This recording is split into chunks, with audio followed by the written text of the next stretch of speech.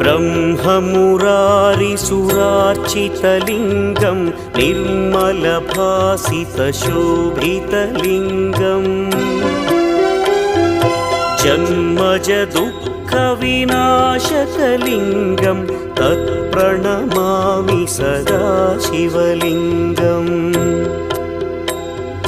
देवमुनिप्रवरार्चितलिङ्गं कामदहन करुणाकरलिङ्गम् रावणदर्पविनाशकलिङ्गं तत्प्रणमामि सदा शिवलिङ्गम्